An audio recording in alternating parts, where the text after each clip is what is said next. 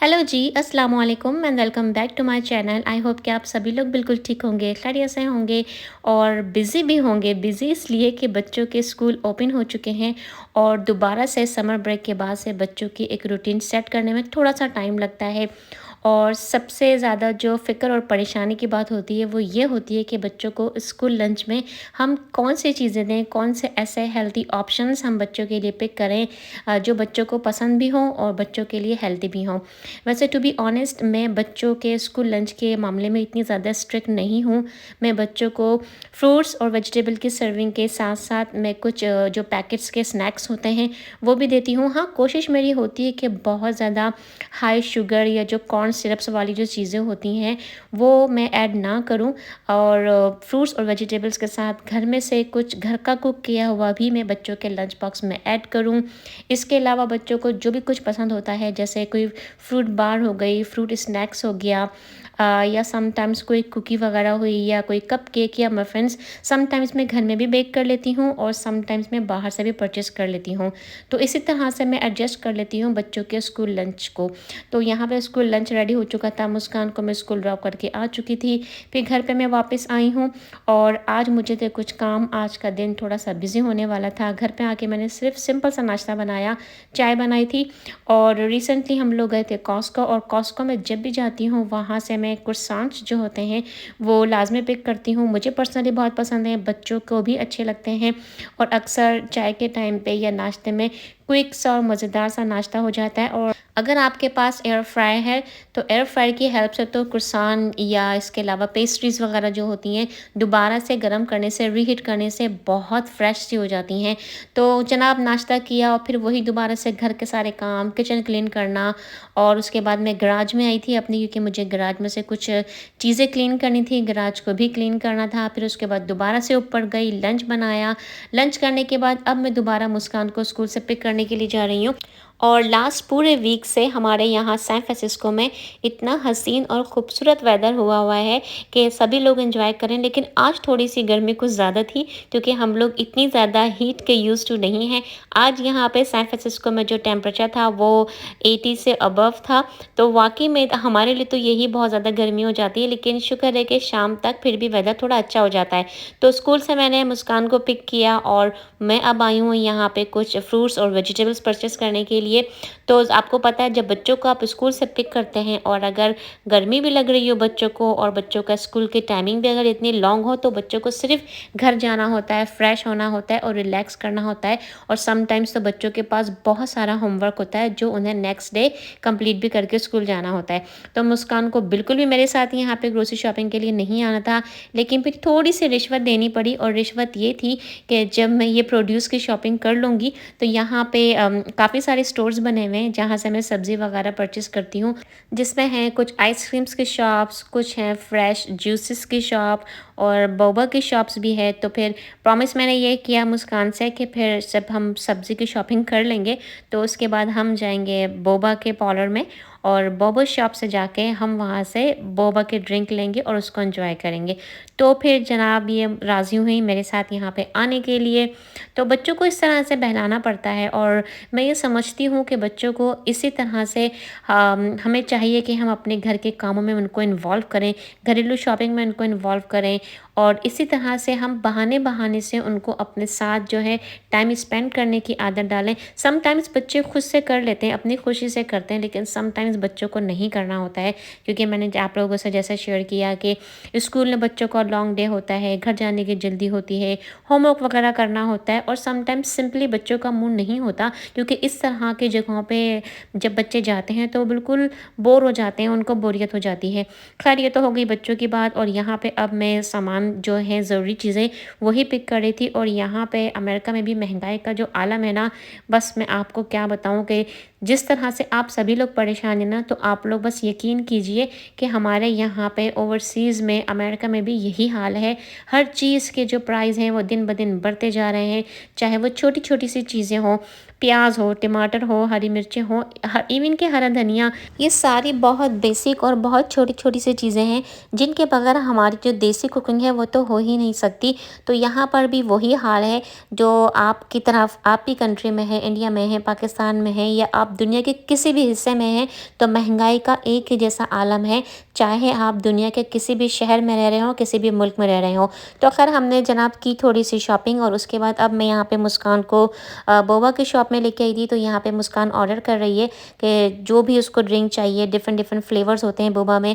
अच्छा, बोबा एक ऐसे ड्रिंक है जैसे हमारे पास साबूदाना होता है जिसे हम पानी में कुक करके डिफरेंट रेसिपीज़ में यूज़ कर सकते हैं। तो जो बोबा होता है टॉपिया का पल्स वो इसी तरह से ही होता है। आपको इसको पानी में कुक करना होता है और ये सॉफ्ट हो जाता है। गुई सा इसका टेक्सचर होता है।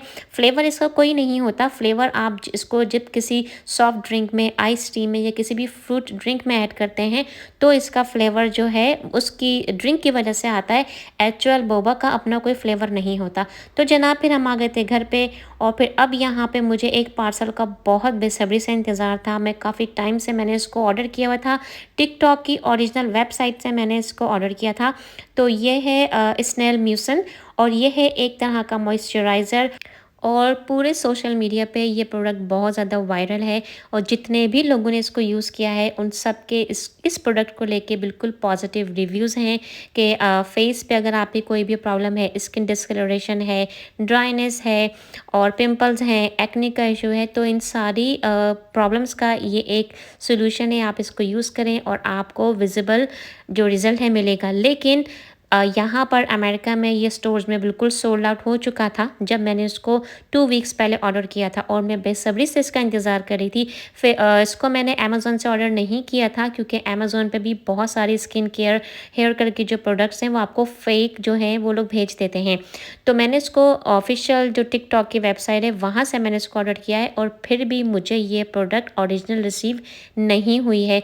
लोग झूठ बोलते हैं, धोखा देना, लोगों को चीट करना आज के ज़माने में इतना आसान हो चुका है कि आप किसी भी कंट्री में हो, पाकिस्तान में हो, इंडिया में हो या अमेरिका में, यहाँ पे भी धोखा दिया जाता है। खुल्लम खुल्ला आपको फ़रेब का शिकार लोग बना देते हैं, झूठ बोलते हैं और ये जो प्रोडक्ट है ये बिल्कुल भी ओरिजिनल नहीं है और जो ओरिजिनल प्रोडक्ट है वो काफ़ी स्टिकी होती है, काफ़ी थिक होती है। तो अब मैंने इसके लिए क्लेम किया है टिकटॉक वालों को और अब देखते हैं कि रिटर्न का जो प्रोसेस है वो क्या होगा। और अभी मैंने अल्टा की वेबसाइट पे चेक किया है कि वहाँ पर ये प्रोडक्ट दोबारा से उन्होंने रिस्टॉक कर लिया है।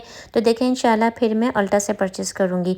तो अब आप लोगों के साथ मैं यहाँ पे रेसिपी शेयर कर रही हूँ हैदराबादी हरे मसाले के कोरमा की रेसिपी। बहुत सिंपल रेसिपी है लेकिन बहुत मज़े की बनती है। तो मैंने इंस्टेंट पॉट में बीफ को ऐड किया था, पानी डाला था, उसमें थोड़ी सी अनियन, सारा साबुत खड़ा गरम मसाला, नमक और थोड़ी सी मैंने हल्दी डाल के मीट को अच्छी तरह से मैंने कुक कर लिया, यखनी बना ली है। और दूसरे पैन में यहाँ पे मैंने ऑयल डाला है, जिंजर गार्लिक पेस्ट डाला है, हरा मसाला ऐड किया है। हरे मसाले में मैंने हरी मिर्चें और हरा धनिया, सिर्फ 2 चीज़ों को अच्छी तरह से मैंने पीस लिया था और फिर हरे मसाले को यहाँ पे ऑयल और जिंजर गार्लिक पेस्ट के साथ अच्छी तरह से भून लेंगे। और जब हरा मसाला भून जाएगा उसके बाद यहाँ पे मैंने योगर्ट ऐड किया है, दही डाल के भी अच्छी तरह से भूनेंगे। फिर उसके बाद यहाँ पे फ्राइड की हुई अनियन है, तली हुई प्याज है, उसको डालेंगे, उसको भी अच्छी तरह से भूनेंगे। अच्छा, इस भूनने के प्रोसेस में अगर आपको ज़रूरत लगे कि पानी कम है या मसाला बहुत थिक है तो आप थोड़ा थोड़ा पानी डाल के मसाले को आप भून सकते हैं। फिर उसके बाद हरे मसाले का जो कोरमा है उसकी जो मेन इंग्रेडिएंट है वो ये मसाला है। इस मसाले में सिर्फ 3 चीज़ें डाल जाती हैं, बादाम, खोपरा और खसखस।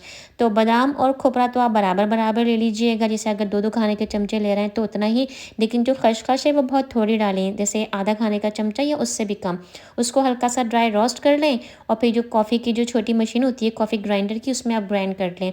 तो बस ये मसाला तैयार है। फिर जब सारी चीज़ें आप भूनेंगे तो ये जो बादाम और खोपरे का मसाला है ये भी आप इसी मसाले में डालें और थोड़ा थोड़ा पानी डाल के आप इसको अच्छी तरह से भून लें। उसके बाद जो हमने मीट की यखनी बना के रखी थी उसमें से हम मीट निकालेंगे और इस मसाले में अच्छी तरह से हम इस पूरे मीट को, कुक किए हुए मीट को भून लेंगे। और फिर जो यखनी हमारी रह गई थी, जब ये सारा मसाला और मीट आप अच्छी तरह से भून लेंगे तो वो यखनी भी हम इसमें ऐड कर देंगे।